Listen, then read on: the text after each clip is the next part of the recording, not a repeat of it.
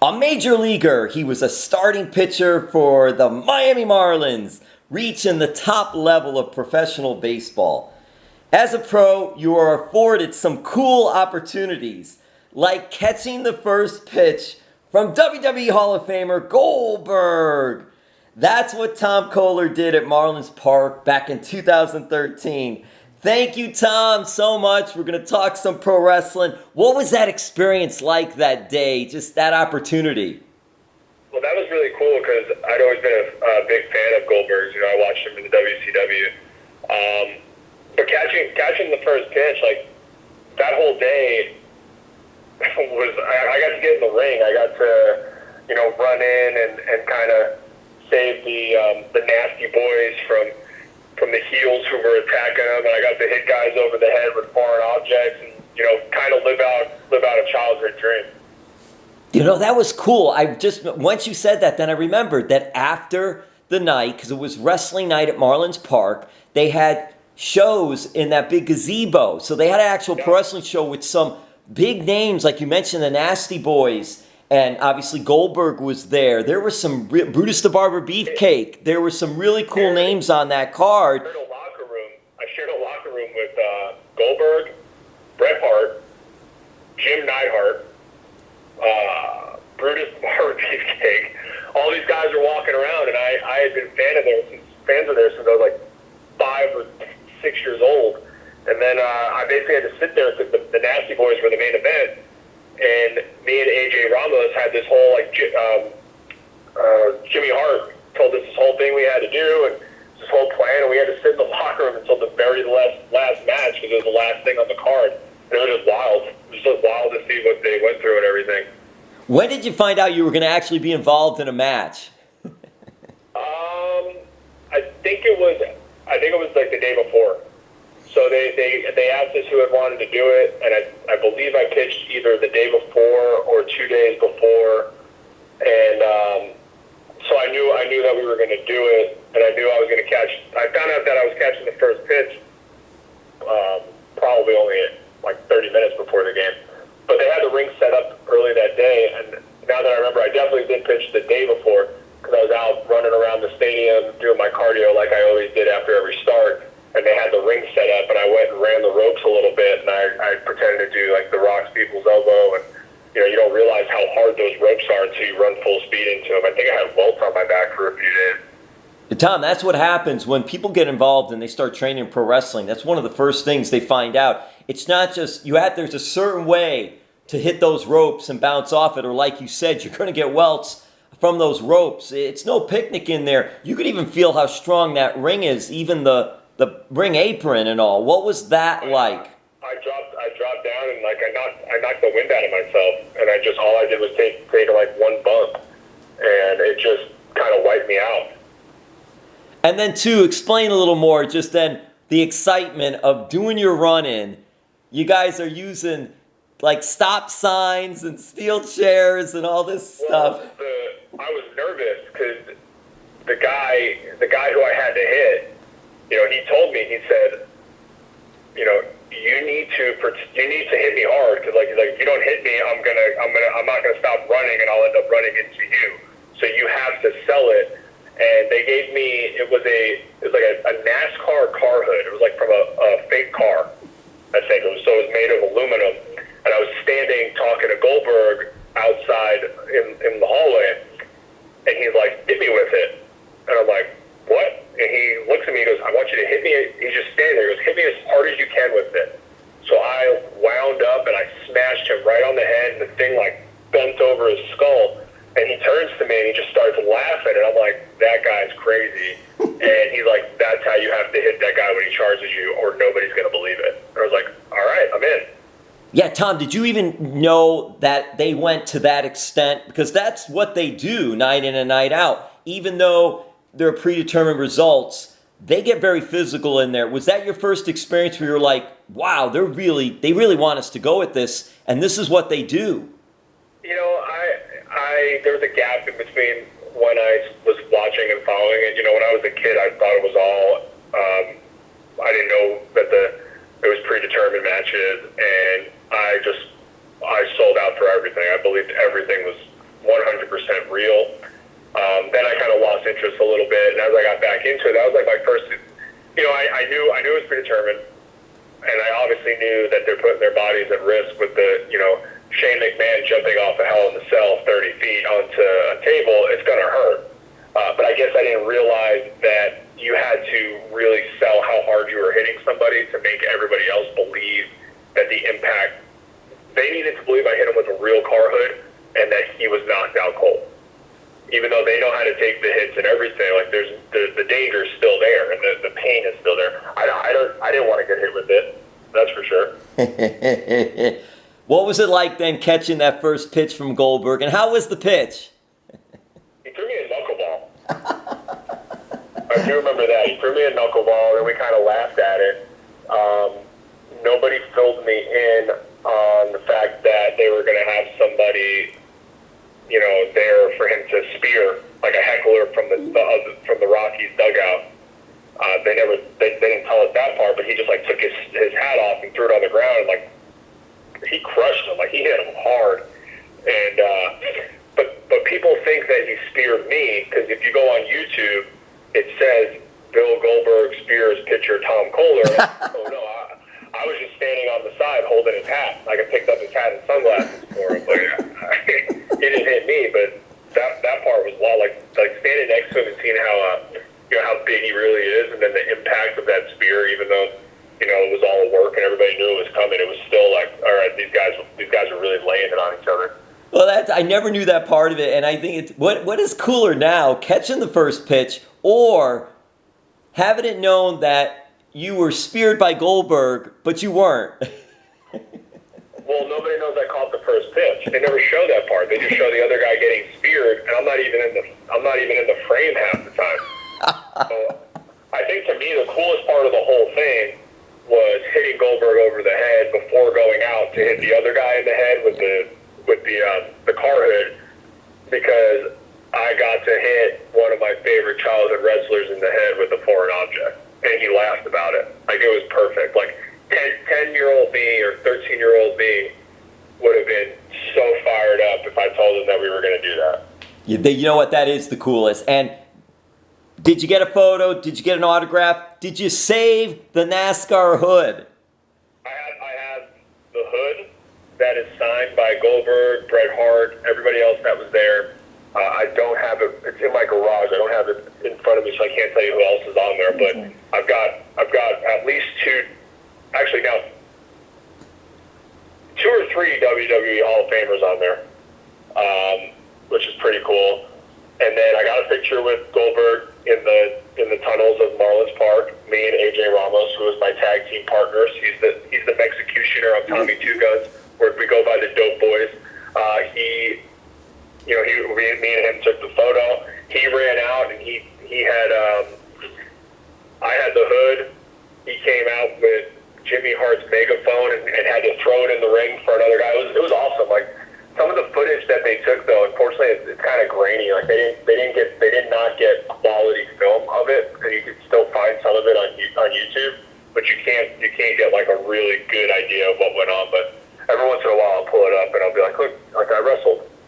Yeah, you lived it. You don't need it on video. You lived it on there. And you mentioned that one of the coolest nicknames, and by the way, that is his baseball nickname, is the Mexicutioner. And I was going to bring that up, because then again, tell your nickname, and then how did you get your nickname, i.e. baseball and or wrestling nickname?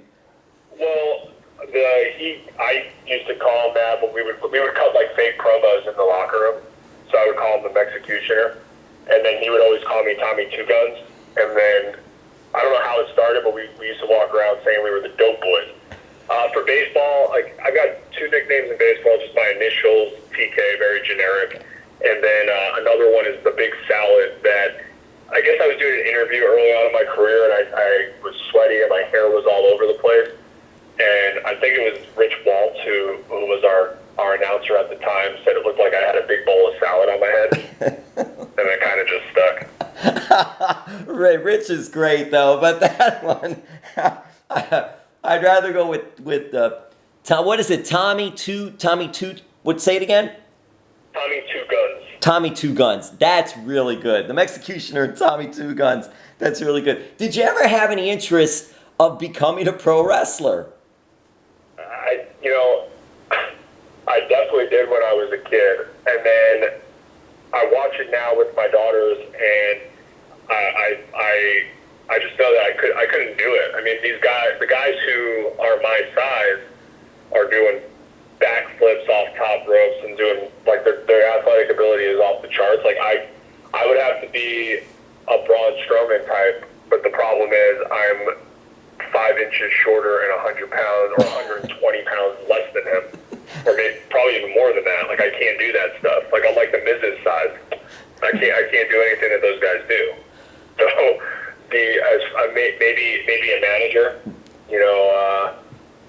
maybe like a Bobby the Brain Heenan after he stopped wrestling type thing. But I unless I went the Diamond Dallas Page route where I just waited until I was 40, I don't know.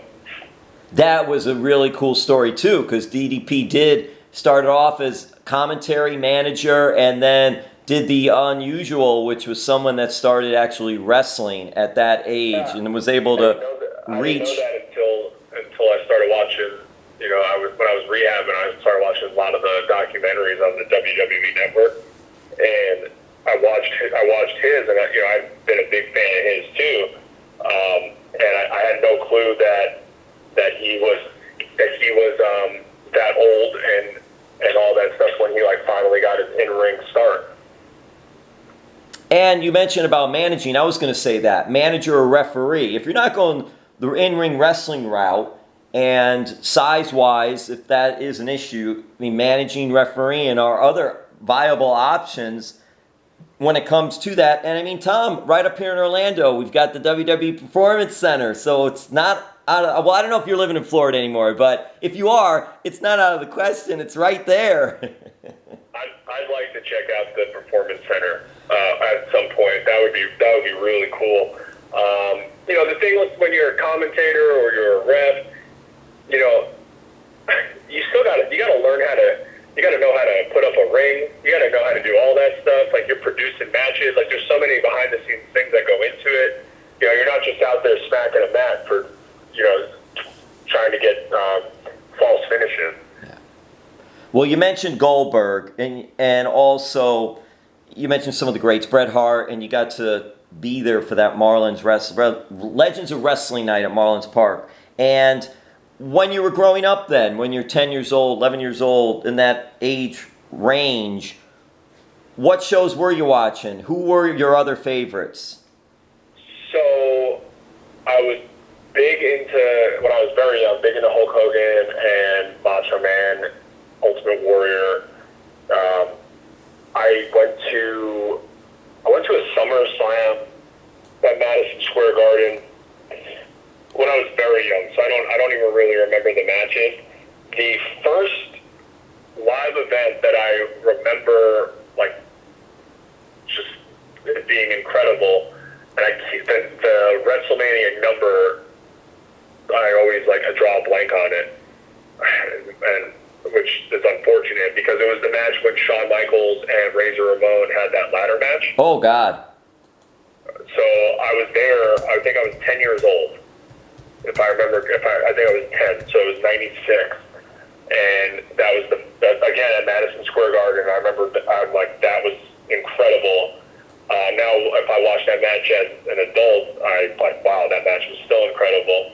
I went to a few in your house or live event, not the pay-per-view or just the house shows. And I went to one when I was in AA in Jacksonville, with the whole team. We all got the owner of the team got us into his suite at the arena in Jacksonville. We went to, I think it was another house show, but that was still a lot of fun to go to. And I'm trying. I was thinking about going to WrestleMania this year, but obviously a lot of things happened, so that wasn't possible. Yeah, with the pandemic, because it was supposed to be right. It was in Tampa. I had all my plans made. I had everything done too, getting ready to do all different types of interviews and media during those. Actually, Tom, I don't know. I know you're into it and all, but when it comes time to WrestleMania, it's not just 2 or 3 days. It's 5 or 6 days, almost a whole week of activities and events. Yeah, it's a lot. I mean, it's almost they have all the events and everything leading up to it. When I was 10, I just went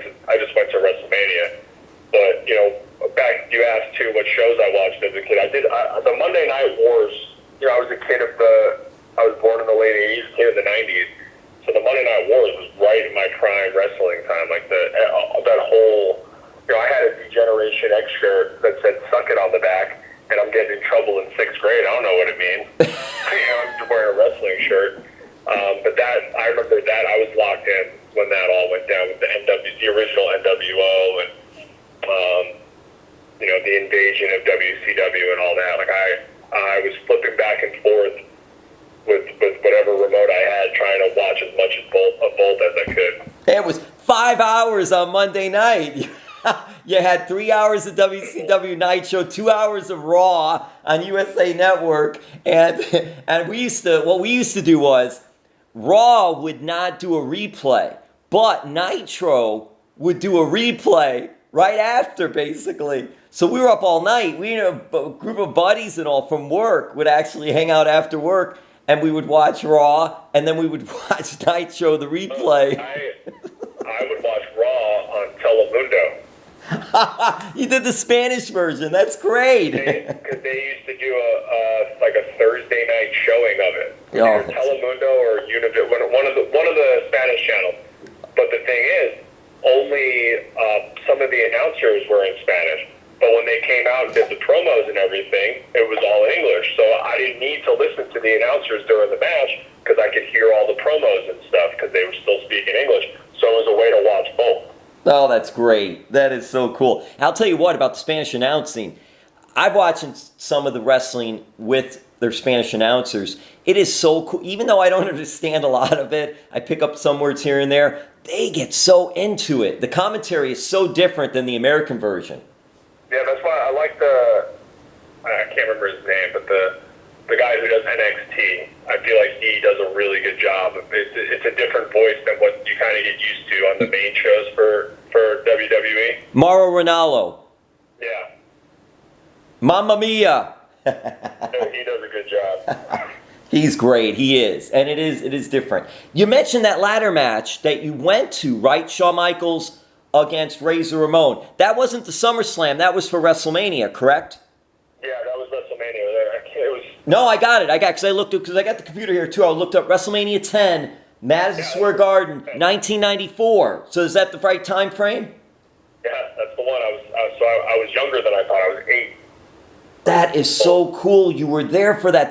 Now I know it, right. At 8 years old, you're not going to remember everything. On that card, you had Bret Hart defeating Yokozuna for the WWE World Heavyweight Championship. Yokozuna had Jim Cornette and Mr. Fuji. But also on that card, this is why I bring it up, Bret had to fight twice that night. And he fought Owen Hart, his brother, and Owen beat Bret. And that was such a cool moment for Owen because they were doing that brother sort of heel. Owen was jealous of Bret type of thing. So even though Bret won later for the title, you had Owen beating Bret earlier. So that whole card, though, all the WrestleMania cards are always so cool. I might have to go back and watch that one because honestly, I just remember the ladder match. Like that was the only thing that it stuck in my head as like, this is incredible. Oh, the ladder match. Well, look, Razor Ramon, Shawn Michaels, their ladder match put ladder matches on the map.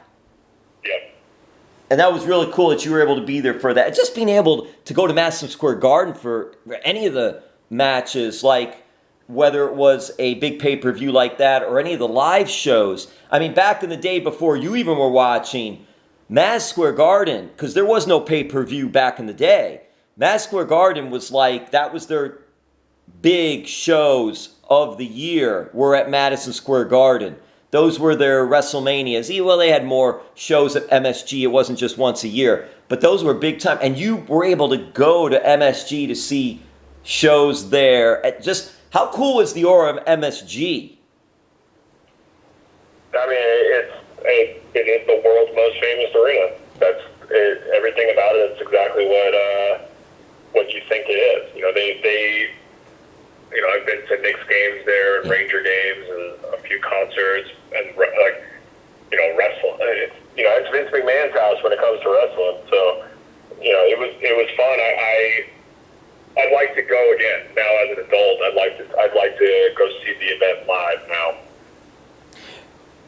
What shows, you mentioned NXT, so we're going through the pandemic, so it's a little different now, but what shows were or have you been watching?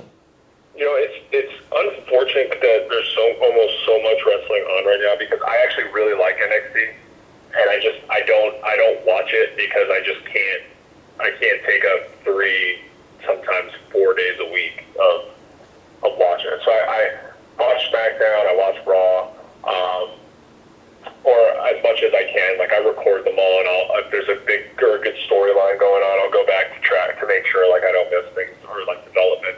You know, I was really into I like the women's division. I like the stuff that they did when Becky, Ronda, and Charlotte last year had their little freeway riff. Like, it was incredible to me, and like some of the matches and the storytelling just seems to be more compelling from the women's side right now. And I don't know if that's because I have 2 daughters, so it's my excuse to watch with them. But I find that they're doing a better job of having like deeper layers to their story. But right now, with everything going on and not being able to perform in front of everybody, like, it's tough. I mean, I was very happy as the crowd noise that they pumped in during the Edge and Randy Orton match on Sunday. You know, it made it sound like there was really people there. Like, the timing of everything, they had the right chants going. They did a good job there. So I'm wondering if they're going to start doing that more often. But I think everybody's ready to get some more fans in the seats.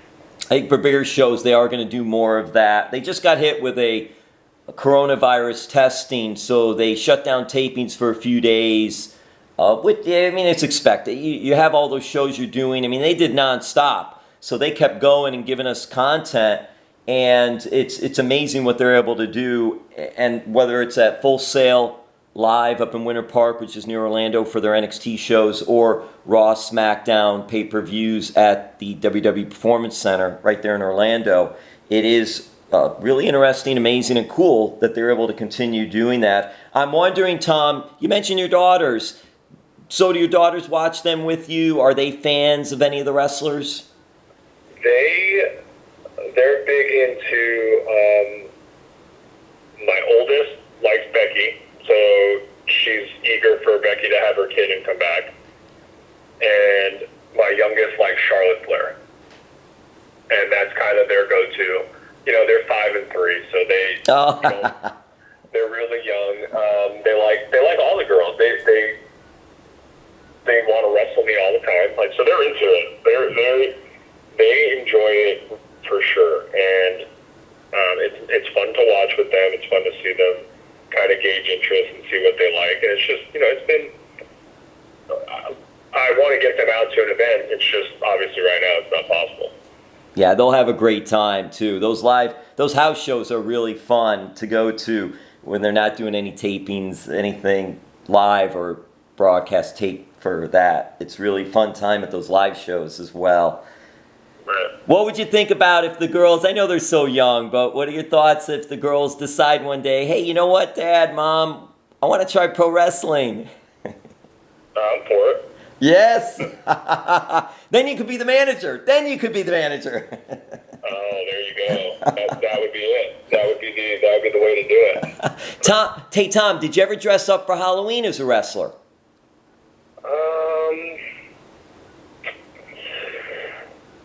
I don't know. There's not one coming off the top of my head. I mean, I'm sure I did. I still have a Hulk Hogan, like a Hulkamania tank top.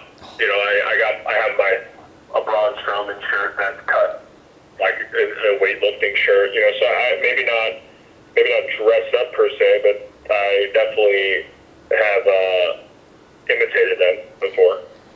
We mentioned A.J. Ramos, the Mexicutioner. Is there anyone, we could say A.J. too, but is there anyone else in the Marlins organization when you were playing that you could see, even if they're not a fan, that you could see, oh, you know what, he's got wrestling traits in him? Well, you know, Stanton's an incredible athlete. So oh my God. What he could do. Yeah, the size too, the look. Yeah. He always, you know what, to me, he always had a little bit of a Rock look in him. If he could do the people's eyebrow. People always told him that he looked like that. You know, Justin Bohr was another one that was very quick. He's kind of,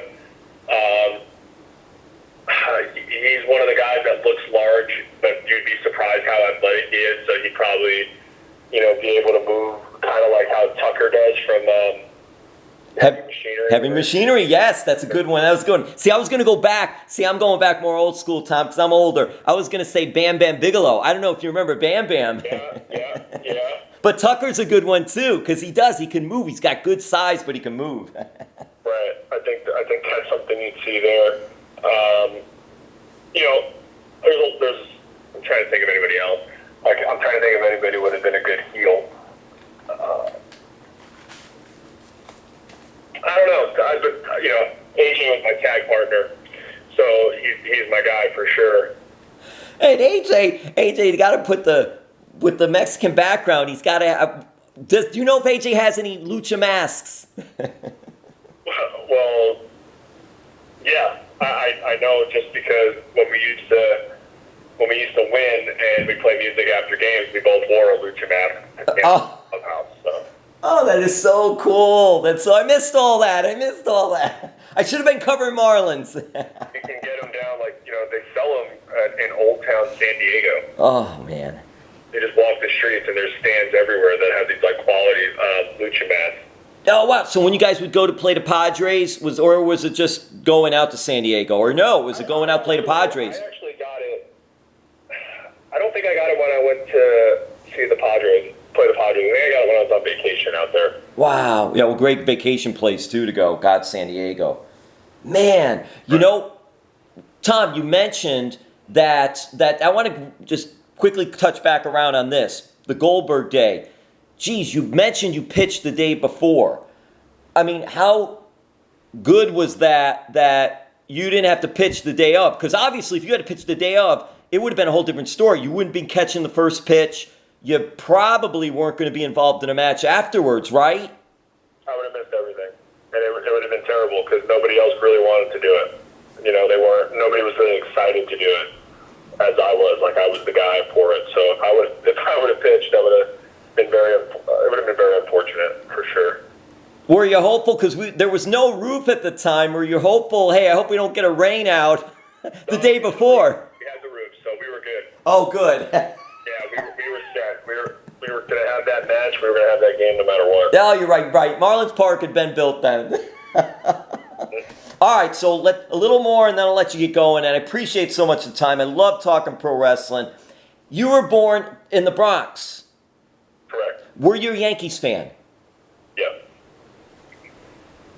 Did you save any ball caps? Well, no, I'll go to this first. Did you have a favorite Yankee player? I had a bunch. I was a huge fan, but when I was really young, my future manager Don Mattingly was my favorite player. Then I liked Roger Clemens. Obviously Jeter, Bernie Williams, Tino Martinez. I was a kid when they won all those World Series. So Mariano Rivera lived in the same town as me, so I saw him a few times at a diner and just getting gas. Great guy. He would have a conversation with everybody. He was awesome. Or he still is awesome, but yeah, more so then. That is so cool. And I'll say this too. Now listen, hey, I know you're a professional, and I know that and all, but even when we're professionals, did you mark out a little when Don Mattingly then is your manager? Yeah, it was a little awkward at first because I didn't know, what exactly, how to handle it. Being I was such a big fan of him as a kid. And I told him this too. I said, I'll get over it the first time you take me out of a game, and I think I should have still been pitching. I'll forget. That's kind of what happened. So then it just became player manager. I'll say this too. I wish I could remember the wrestler. Maybe Sergeant Slaughter, but don't quote me on it. Mattingly was into wrestling. I don't know if you knew that. No, I didn't know that. Oh. And I want to say he's good friends with Sergeant Slaughter. I hope I had that right, but I know he was good friends. Because I remember going to Marlins Park and we talked a little wrestling. It was very short. He's very busy. He's the manager. And we were able to talk some pro wrestling, which is really cool and all. So, yeah, it's too bad you didn't know it at the time. Oh, man. Hey, I want to talk a little bit about, and we'll end it with the wrestling, but I do want to talk a little of this. I love baseball caps, baseball hats. And you've been involved in the organization. Seawolves, Zephyrs, Hammerheads, Grasshoppers, Suns, Jammers, Marlins, of course. Even at Stony Brook, do you keep your hats? Was there a particular cap or hat that was really cool, or that wasn't really something I know that we weren't into? Well, I have every hat that I wore in the minors still coming up. I just kept them throughout the years. They're actually at my parents' house in my childhood bedroom, like hanging on the wall. And then I have a couple of hats from the specialty hats like you'd get in the big leagues on Mother's Day and stuff like that. But as far as like the only I think game worn Marlins hat I still have is the hat that I wore when Jose Fernandez died. I still have that one. Oh wow! It has like the JDF on the side of it to commemorate it all. Yeah, I'm actually looking at it right now. That's so cool. So, but as far as like, I have a bunch of hats, but that would be the only one that actually like means anything. Everything else was kind of just, I thought it was cool to have a memory of like playing somewhere, but that's the only one that would mean anything. And that is very cool. And you mentioned the Hulk Hogan shirt. Do you have any other wrestling memorabilia that you're like, oh wow, yeah, that's really cool. I'm glad I saved that. No, I have the Hogan shirt. I've got a couple of T-shirts, but I don't have any of like the belts or anything that I got growing up as a kid, which would have been kind of cool to still have now. But no, I got the kids have a toy ring to play with and things like that, with some action figures. They've got the whole women's roster of action figures. Well, what's so cool too is that I remember mentioning that there was a big WWE event coming up, and you're active on your Twitter account. And I remember you mentioning that Charlotte, Drew McIntyre, can't remember everybody, maybe Braun or Brock, but Becky Lynch, who was a champion at the time, wasn't on the poster. And you're like, where's Becky? And it was like, well, that's not her brand. It was like, no. The other brands are there too, and her brand. It was like, oh yeah, you're right. Why isn't Becky on this poster and all? I mean, it's really cool that you're that into it too, that you pick up on things, you notice things like that and all, and especially with Becky. And it is a little bit sad, but obviously that's cool that she's going to be starting a family, her and Seth Rollins and all. But, I mean, Becky 2 belts, the toughness, is that sort of too... She couldn't have had it set up any better. She'll be entry number 30 at WrestleMania. She's going to win, or at Royal Rumble. She's going to win the Royal Rumble, and it's going to give her time to get ready for a WrestleMania match. I mean, it's perfect. The baby's due in December. She's got plenty of time. She's got a month to get herself ready for the Rumble. And then she's got another 2 months till WrestleMania. And she's already in good shape anyway. And I'm sure she's going to keep herself... There's going to be certain... Like, I actually asked my wife, and I'm like, what do you think she'll be able to wrestle? And she's like, well, not after a month, but she'll be able to, like, eliminate one person. She doesn't have to go in a Royal Rumble match. And then, 2 months after that, she'll probably be able to go.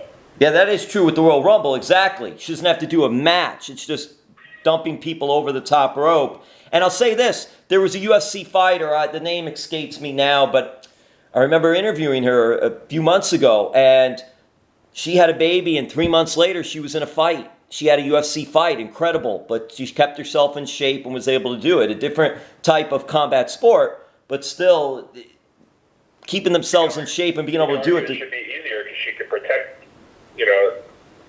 herself a little bit more. Yeah, they can. Right, her opponents can protect her. She can protect herself. Exactly. So, have you ever met The Rock, Dwayne Johnson? Have not. I dressed up as Stone Cold this past Halloween. Oh wow, that is. So yeah, and I think if you go on my Instagram, you can see I even have a video slamming the 2 beers together and chugging them in like a outside on the people who were having a Halloween party's balcony. Stone Cold Tom Koehler, yes. Yeah, my wife was dressed as Becky Lynch. Oh, that's so great. She's Becky. With a red wig and everything, like leather jacket, everything was perfect. Like we nailed it. I wore a bald cap and had a goatee, and it was perfect. All right, wait. Now you have the video, but did you take a picture of it too? Oh yeah. There's pictures of me and her like together. You know, Becky Lynch posing with Stone Cold. I tweeted it, and he responded with a hell yeah. No, that is so great. That is. So... Which was, I think I screenshotted that one because I'm like, this is awesome. Oh my God, it is. It is. When you see that, a Stone Cold Steve Austin is responding to something like that, and you're able to do that. It is so cool. Hey, how are things going? We'll wrap it up here. How are things going for you these days? What's been going on? How are things going health-wise for you, your family, and friends with all the pandemic? Everybody's healthy. We're just trying to not get on each other's nerves. It's been a little bit harder on the kids because they can't see their friends as much as they would like. But I think looking back at it, we'll kind of remember how nice it was to have everybody in the house for an extended period of time. But it's definitely been a little bit of a change, especially for me just retiring. You know, I thought I'd just be playing golf every day and just hanging out with my wife during the day at the beach while the kids were in school. But there's time for that. You know, we're trying to make sure they think everything's as normal as possible, and you know, it's been good. That is really good. And Tom, I was reading, you were a star pitcher at New Rochelle High School in New Rochelle, New York, correct? Yep, home of Devon Dudley. Oh, that's where I was going, yes! Did you ever get to meet Devon? No, I never met him, but I have met Tommy Dreamer, who's from Yonkers. Oh, wow. And I actually was... Another event I went to was an ECW event in Poughkeepsie, New York, where I sat in the front row with a couple of friends, and one of the guys got Tommy Dreamer threw a guy into a guardrail, and the guardrail slammed into my knee, and I couldn't walk for like 3 days. Oh, wait a minute! Whoa! Hang on now. Wait. Was this before college baseball days or pro baseball days? This was before anything. I was probably it was original ECW. It was before anything. Oh no. Oh no. I was just a kid. Oh man, those ECW shows were crazy, but what an event, man. Live, those things were great. Watching it late at night on Saturdays too, down here anyway. It was Tommy Dreamer and Ricky the Dragon Steamboat at a Florida Panthers game I was there with Steve Cishek doing an appearance for the Marlins. And those two guys were there, and we got to hang out with them for a little bit. Do you remember if Christian was there too? Oh, I don't know. They've done a few events, because I remember Steamboat there, I remember Christian, and I remember Tommy Dreamer too, but they had them all together for an autograph signing, but then they spread them out too. So I don't know if it could have been a different one as well, though. I don't know what they call it now, Club Red. Yeah, Club Red. Yeah, I do. Yeah, I know that. Yeah. So did you get to talk to Tommy? Christian being there, I feel like I would remember that. Yeah, I think you would too. Do you remember you were able to talk to Tommy? Do you remember getting a chance to do that at that event? Yeah, we did. We talked. We were just standing. I remember we were standing like right by the entrance of Club Red because he was in there. I think they were done and they were like showing him around because they weren't doing any autographs or anything in Club Red. Yeah, we chatted. We follow each other on social media, comment over here on stuff here and there. Like, he's a huge baseball guy. Yeah, he loves his baseball. We talked some baseball as well, pro and college too, by the way. That's really cool. Did you mention the Poughkeepsie show to him or no? I did, yes. Yeah, we talked about it. Oh, that's just awesome. And then... another guy who's really big into baseball is Braun Strowman's huge into baseball too. Loves the game. Braun Strowman was going to throw out the first pitch when he was with NXT at a Port St. Lucie Mets game, and it got rained out. They still made the trip down, but it got rained out, so then they ended up going back. But he loves his baseball. It's so interesting too, Tom, in the sense of there are many athletes and celebrities, entertainers that are into pro wrestling, sports entertainment. And there's a lot of superstars, WWE superstars, and or pro wrestlers who are into other sports like baseball, hockey. Christian's a big hockey fan, and football. They're doing their fantasy. Miz is doing his fantasy football pool with some of his friends and some of his WWE superstar teammates or associates and all. But it's a nice crossover between the wrestlers and the athletes of other sports. Well, I think the professional athletes can really appreciate the work that goes into it. You know, the dedication that you have to have. Like, those guys stay in such good shape. Like, it's incredible, especially for the amount of hours and days they have to work. You know, they're on the road nonstop. And, like, I know with baseball season how much of a grind it was to try to find food and things to eat at weird hours of the night. And these guys are doing the same thing. And then they're performing. Like, you know, to me, it's a little bit more than just the entertainment aspect, because it's not like acting or, you know, a TV show where you can just sit down, relax, all right, then recover to do your next shot. Like, these guys, if they're doing a backflip off the top rope one night, they might have to do it for 4 nights a week. The schedule is insane. It's for the big time. Your WWE, and it's year-round. AEW started now, and we don't have any house shows anymore right now because of the pandemic, but the schedule's very, very intense. The higher you go, the more you make it, the bigger the schedule gets. And it's just, it is a grind. But if you have the passion, you have the passion. Mention Devon Dudley being also New Rochelle High School, like Tom Koehler. Do you remember if the Dudley boys were on the card that you saw at the ECW show in Poughkeepsie? I